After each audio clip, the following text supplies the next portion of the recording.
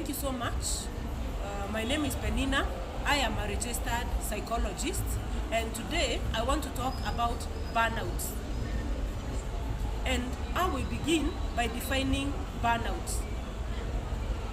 Burnout is a progressive loss of idealism, energy, and purpose commonly experienced in people in the helping profession. And it mainly occurs in the middle age. The middle age is between 40 to 60 years. And why middle age maybe?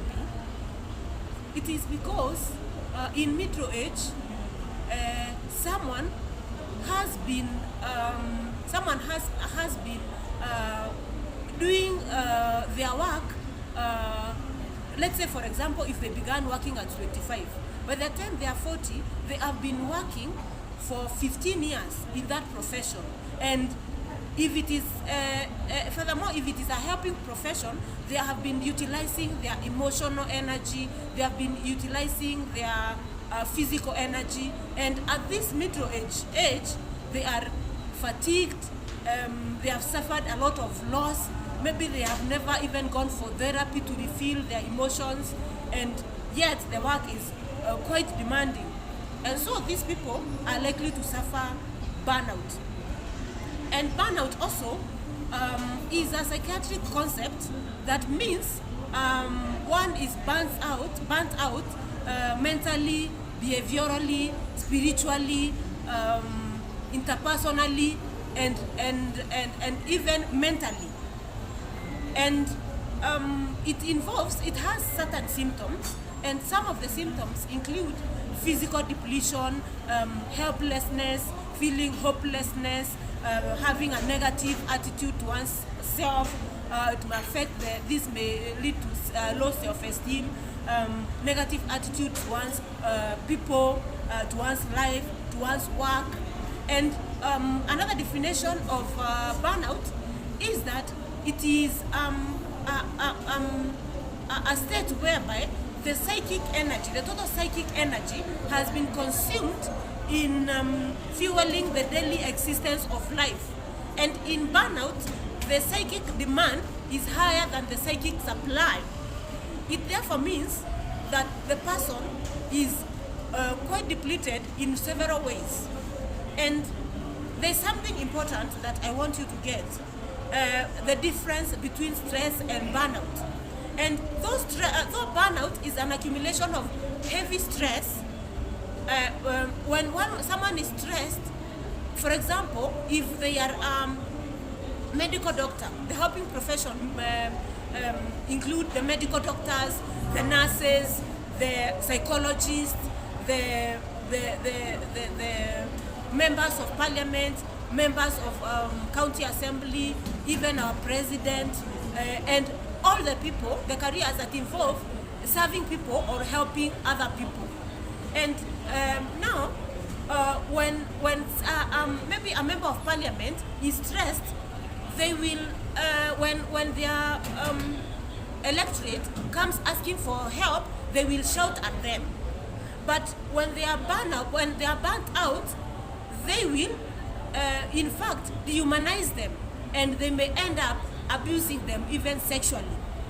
And burnout is what happens when you find a gynecologist raping the women that they are supposed to be assisting to give birth. And so you may ask yourself, one may ask themselves, between stress and burnout, which is better or which is to the extreme? And I would say none of them is better, because when you have extreme stress, it will accumulate and lead to burnout. So when you are stressed, you will find yourself in problems with your professional association body, and when you are burnt out, you will find yourself in problems with the police.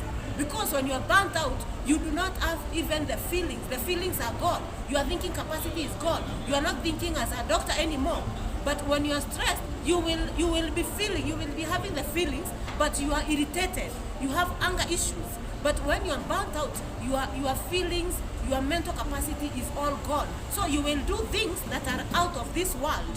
So does this mean, at this point, I want to ask, Does it mean that when you're stressed, you need therapy, and when you're burnt out, you need even more extensive therapy? A question to think about. Let me proceed. And next, I want to talk about the cornerstone, or I want to talk about the predictors of burnout. And the first predictor of burnout is people who are obsessed with external forces. And what happens with people who are obsessed with external forces is that when they are in a conflict, they will always say that the other person is the problem. They will hardly look at what they contributed towards their conflict. And so, because this is unrealistic, they end up not resolving the problem or the issue conclusively. Because the people cannot not always be the problem. You also have everyone has their weakness. Everyone has a contribution to the conflict. And so when we own up, we take our position as the other person takes their position, that is when conflicts are able to be resolved well. And so for people who are always obsessed with external forces and blaming external forces, they will always end up burnt out because they will never resolve anything conclusively. The next predictor of burnout is people who fear change. And for people who fear change, they will end up staying in situations that are boring, and yet the change, or there is opportunity for change that is more enjoyable or more pleasant, and yet they want to remain in the situation, in the boring situation that may lead them to burnout. Another predictor of burnout is for people who have unrealistic expectations.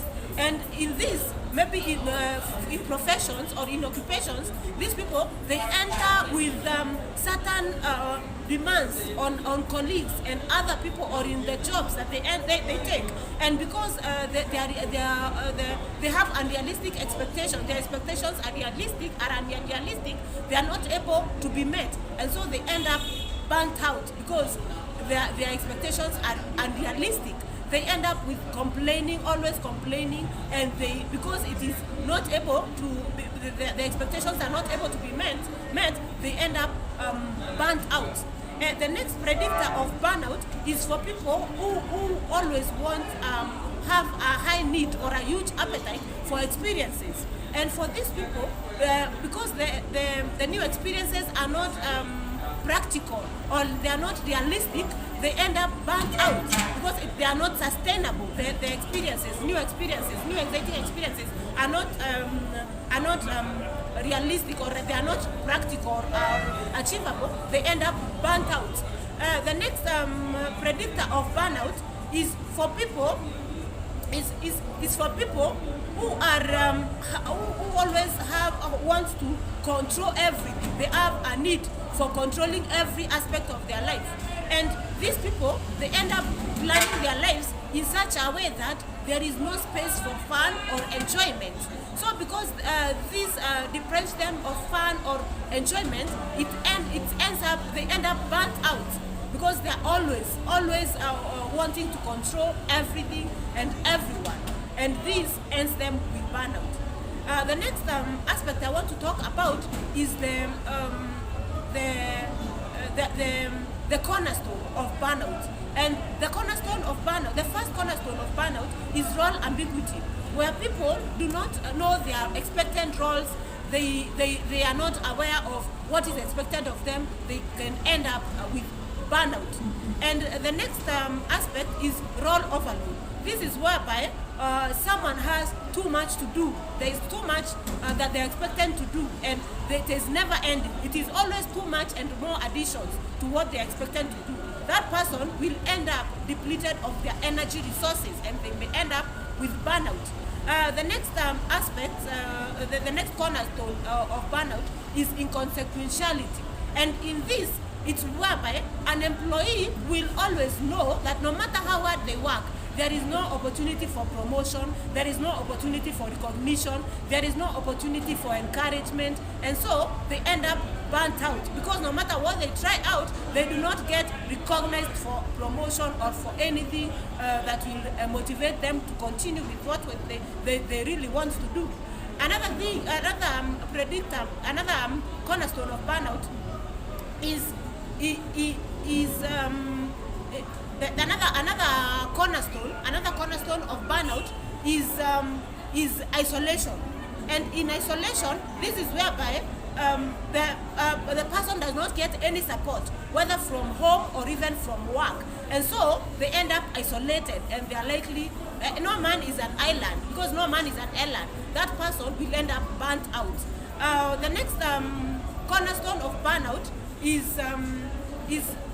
for role conflict. And in role conflict, this is, for example, a pastor's child who's working in a bar, and this pastor's child has been brought up with values, and they are told that taking beer is wrong and such good values. And when they go to that, whenever they go to that bar daily, they find people taking the beer, they find people maybe misbehaving, and that child will end up being conflicted always, because their values conflict with what they are doing, and so they end up always stressed, and they will end up with burnout. They will end up burnt out, because the jobs they are in, it is always conflicting with their values. And it is not only the pastor's child.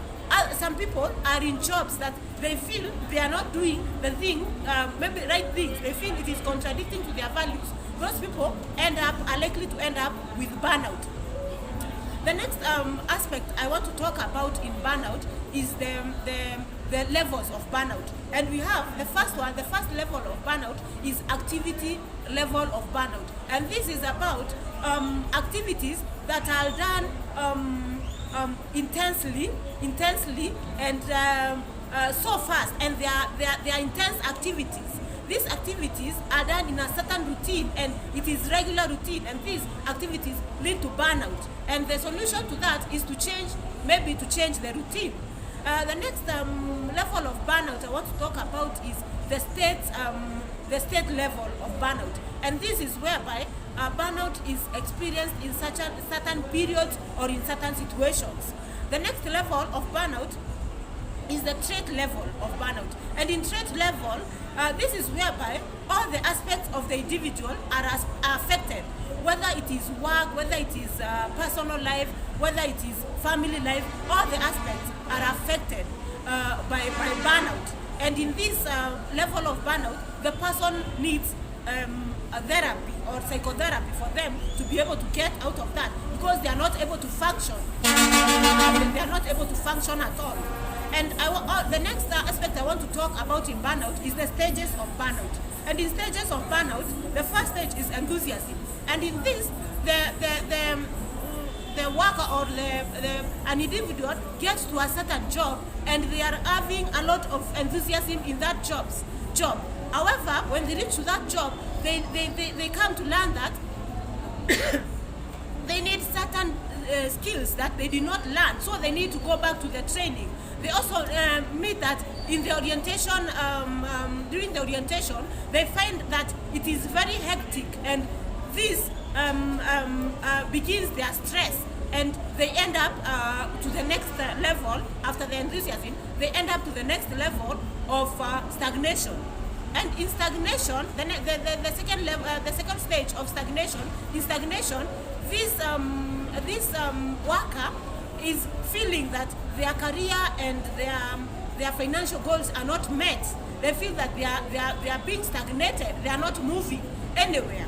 And this can be improved in various ways, by recognizing them, by making sure that they are compensated for the work they do, by making sure they're in the right position that they're supposed to be, by making sure that they are motivated with fringe benefits. But if it doesn't happen, it progresses. After stagnation, it progresses to frustration. And frustrations come out of feeling that no matter the efforts that this worker is doing, they are not getting anything in return.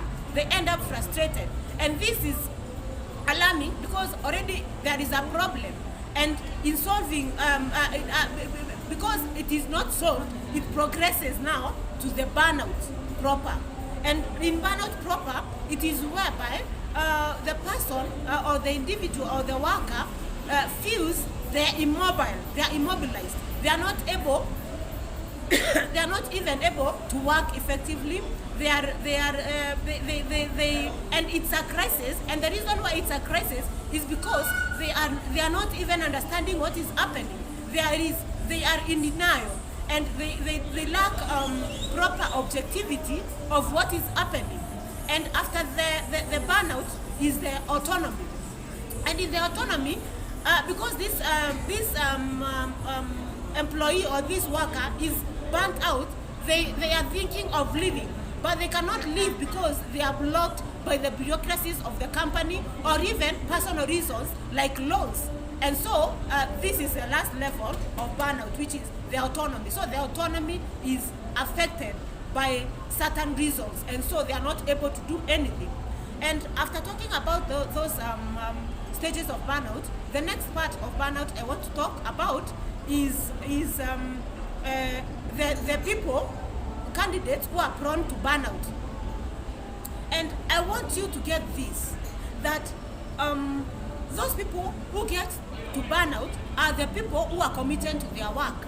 And people who are not committed to their work will rarely get burnt out, because whenever they get to that job, their heart or their mind is never in that job. But for people who are committed to that job, they will always have their heart and their mind in that job, so they end up burnt out. And so can I ask a question at this juncture? Is it recommendable that all the supervisors need to be alert for those people, for those employees who are burnt out, and recommend for and pay for them therapy, or recommend for them therapy which would help them be able to continue being committed to their work? And the next subtopic I want to talk about is the candidates who are prone to burnout. And the candidates who are prone to burnout, the first one is the people who are underutilized.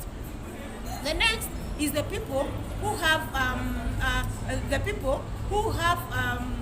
a huge need to satisfy the human to serve, a huge need to serve.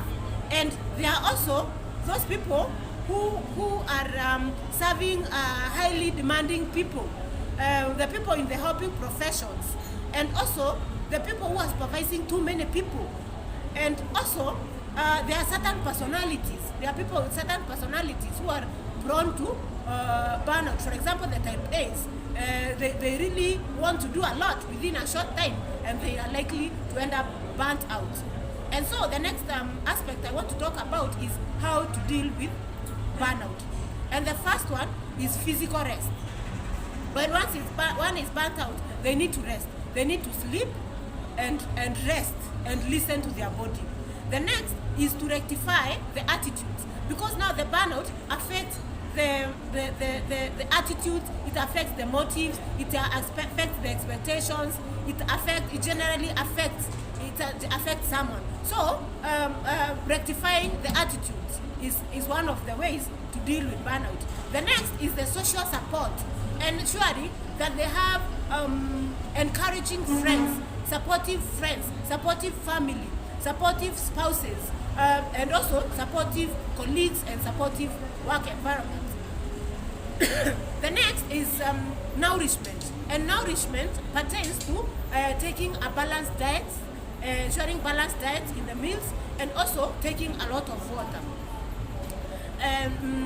Next is about spiritual nourishment.